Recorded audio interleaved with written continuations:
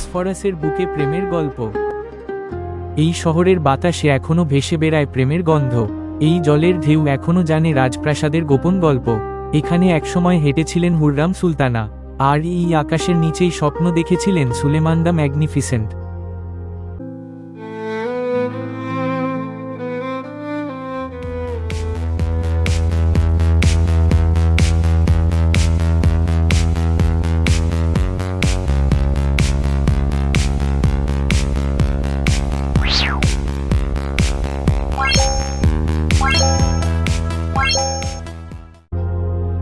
স্বাগতম ইস্তাম্বুলে, যেখানে প্রেম ও ইতিহাস হয়ে যায়।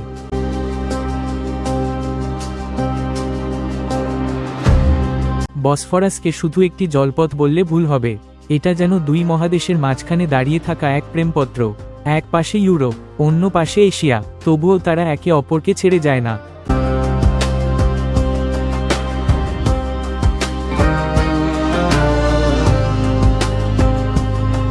কথিত আছে, রাতের নীরবতায় প্রাসাদের জানালায় দাঁড়িয়ে হুররাম সুলতানা বসফরাসের দিকে তাকিয়ে থাকতেন, আর সুলেমান দ্য ম্যাগনিফিসেন্ট সাম্রাজ্যের ব্যস্ততার মাঝেও খুঁজে নিতেন ভালোবাসার কিছু মুহূর্ত।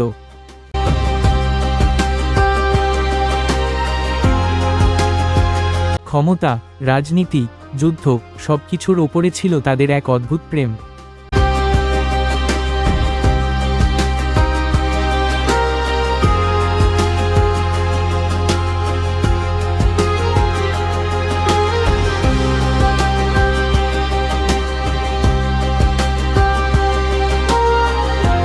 যখন সূর্য ডুবে যায় বসফরাসের বুকে, মনে হয় সময় থেমে গেছে।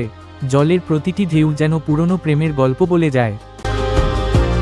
হয়তো এই পথ দিয়েই কোনোদিন হেঁটেছিলেন সুলতান, হয়তো এই বাতাসেই মিশে আছে হুররামের হাসি।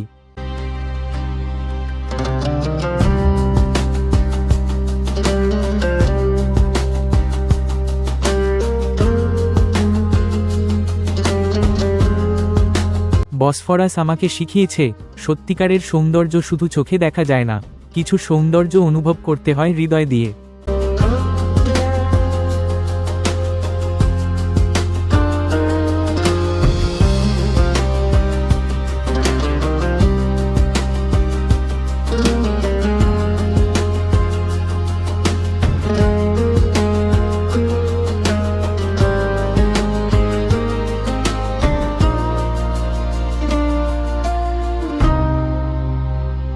ইস্তানবুল শুধু একটি শহর নয়, এটা এক অসমাপ্ত প্রেমের কবিতা। আবার দেখা হবে নতুন কোনো গল্পে।